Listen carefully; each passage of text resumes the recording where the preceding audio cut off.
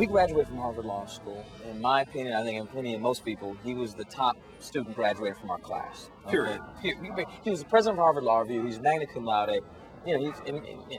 By all measures, he was top student.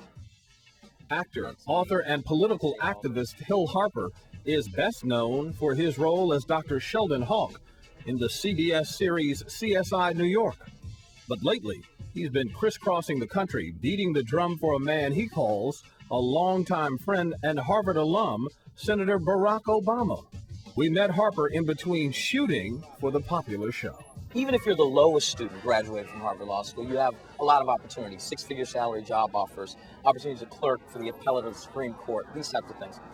He turned down all those opportunities as the top graduate and went back to doing community service and community work and helping people in Chicago, a job and work that he could have done, certainly without attending Harvard Law School. And a lot of people were like, wow, he's giving up all this opportunity. He's transformative in the sense that to be a change agent, you don't have to do things the way that most people say. Take the high-powered job, be very political, move this around and do this. Actually, you can do the work, help people. I love the idea, following your heart, your passion. I said, sir, who's been running the economy for the last 8 years? He scratched his head for a second. He said, I guess the Republicans have. I said, why don't you just go ahead and try voting Democratic this time? We can't do any worse than these other folks have been doing right now. I've known him for 20 years, and I'm just so proud because I've never seen anyone work harder than he has, and he's done a great job. And so now it's up to us.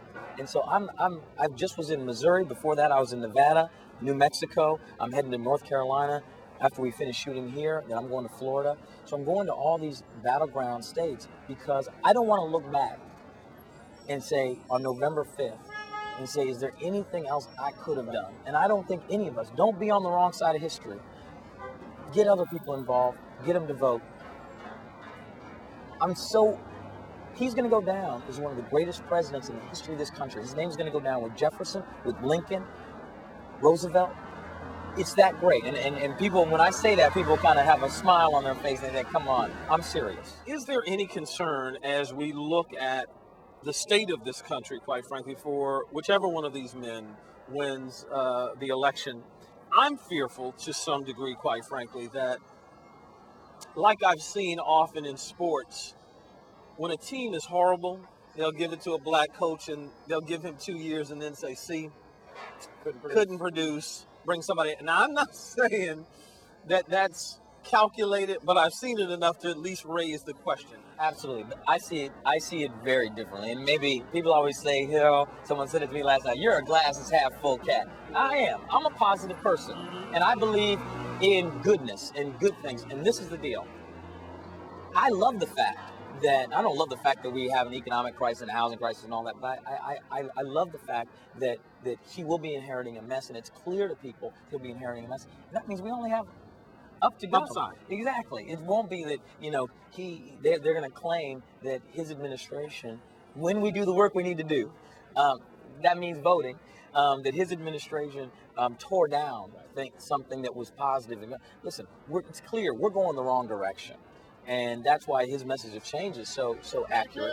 But it's also not just about change for change itself. It's about bringing hope and positivity and all these elevated things. And I think that we're going to see, it's going to take a while. It's not going to happen overnight.